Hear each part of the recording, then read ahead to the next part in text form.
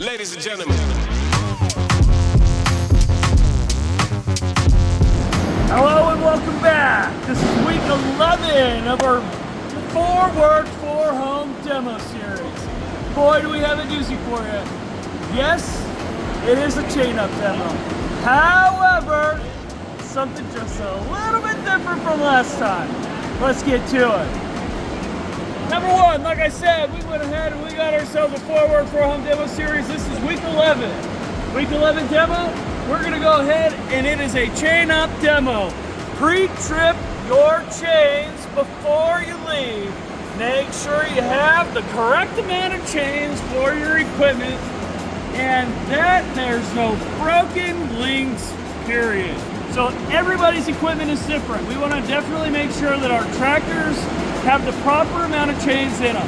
Now when we are talking about that, that means single axle tractors are different from dual axle tractors, so on and so forth. Different states have different laws. We need to make sure that we're aware of what our chain requirements are for our own equipment. Now when we're pre-tripping, we're gonna lay out our chains just like this picture shows. We're gonna go ahead and check the cams, because ultimately we're making sure the cams are in the unlocked position. That's the next one. But we're gonna go ahead and make sure that there's no broken links while we're looking and pre-tripping our chains. Next, we're gonna go ahead and do our proper tools and equipment. Might consist of 2 bungees, well, 2 bungees for each set of chains that we have available, and or a pull bar. Now we can use 2 bungees to go ahead and pull that link through the middle of the tires, but in a bunch of snow, we're gonna definitely wanna use that pull bar. Now, we may also want to go ahead and include weatherproof gloves. Key factor there, keep those hands nice and dry. And also the UPS approved snow bibs. Man, they're great, let me tell you. Woo, nice and warm. All right, next one. Before we even get started, we want to make sure that we remove the mud flaps and also the wheel covers if your tractor has wheel covers on it. That way we go ahead and prevent them from going ahead and getting damaged. That's the last thing we want, is for equipment to get damaged on your watch. But if we do it properly, that's the last thing we need. Now, the chain up demo here is gonna go ahead and we're gonna make sure that our cam locks are in the open position like shown. Now this is the open position. We wanna make sure they're open before we even drape them over, because we want to make sure that they're not closed and trying to lock them in. It gets to be a giant nightmare. You're like, why isn't this working? All right, so next one, we're going to go ahead and drape the chains over the middle of the cam, or with the cam locked facing out. So there's 3 cams. 1, 2, 3. We want to make sure that we're draping it over the middle. Ultimately, that's going to help us because the cams are faced out, so we can use that tool that's in the bottom of all our bags and just wrench it right on over when we go to lock them. So first we drape them. Next, we're gonna make sure and verify that all the chains, sure that the hooks like these are facing outward.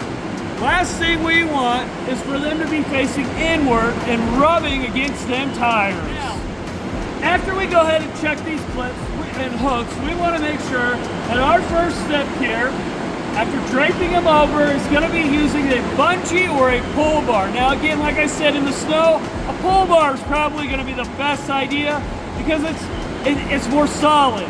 The bungees are harder to push through the snow.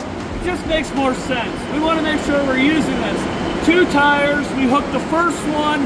It's going to be in the middle between the 2 dollies, in between the 2 tires. We want to make sure that we're hooking that one first. Then we go to the next link. We want to make sure that we're trying to get 2 to 3 links on the inside of that tire. Ultimately, that's going to keep it nice and tight. The next one, we're going to link the front of the chains. Now by the front, I mean the closest one to you as you're putting them on. We want those to be 3 or 4. Ultimately, 3 or 4 is preferred. That's going to give you the tightest chains possible. Now, we want to lock our cams. how do we do that? Remember that little tool I told you that's in the bag? It should be in a plastic part in the bottom of the bag with instructions and all that. But the instructions are right here for you. So here's what we got. We're going to use this tool that was in the bottom of the bag. We're now going to go ahead and turn them, and we're going to go ahead and lock it where the bowed part is facing upward. Ultimately, that's the best part because that's what's really going to tighten your chains. We aren't using bungees to tighten, we're using the cams. If for some reason you could turn this by hand, it's not tight enough, you need to make sure that you go for an extra link on either the inside, the back, the inside or the outside, or even both. Ultimately, this is what is going to go ahead and make your chains tighter. Next, right here. Now your chains should be tight on your tire without any bungees. No bungees should be tightening your tires. We're going to go ahead and go to the next step. Using the bungees, we're going to go ahead and ultimately place one on the hook. We have a little extra strand of chains on the outside, right? We're going to use that bungee and hook that extra set of chains and then come up straight up and hook it again. Now if you have a shorter bungee, it should be fine. But if you go ahead and you see these chains bowing out, these are too loose. Tighten your chains. We don't want bungees to be tightening your chains for you, okay? Now think about this. Now we want to go ahead and make sure that these bungee hooks are not facing outward or inward towards the tire. That's the last thing we want. That's going to puncture a hole. It's going to give you a flat tire. So go ahead and take the bungees now. Now you're going to make a big crisscross like this. You're going to give them a big crisscross. Now what that does is if your bungees are tight, it's going to pull them away from your drive line. Because ultimately that's the last thing we want is for your chains to get wrapped around your drive line and your brake lines, and all of a sudden your brakes are out, and then you got a big giant knotted mess on the inside. That is horrible.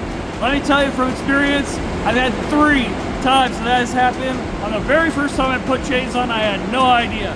So let me leave you with one final thought. And your final thought, we want to make sure that you have chains for your personal vehicle. This is the at-home tie-in. We want to make sure that you are safe at home. Your family is safe, especially if you are going out on the road while it's snowing in your personal vehicle. Make sure you go ahead and have your personal chains in your vehicle. If you don't have 4-wheel drive or you don't have all-wheel drive, you need chains. Now, ultimately, front wheel or rear wheel drive, yeah, I know. Some people say, oh, no big deal. However, you never know when you might get stuck, and if you have your family in the car with you, last thing you want to do is have them sitting on the side of the road for 2 hours trying to wait for a tow or get out of the ditch. So, your final thought, check your chains at home if you have a 2-wheel drive vehicle, or at the very least, make sure that you have an all-wheel drive or 4-wheel drive vehicle. Alright, and with that, I hope you have a fantastic, safe holidays, and we'll see you next week. Bye.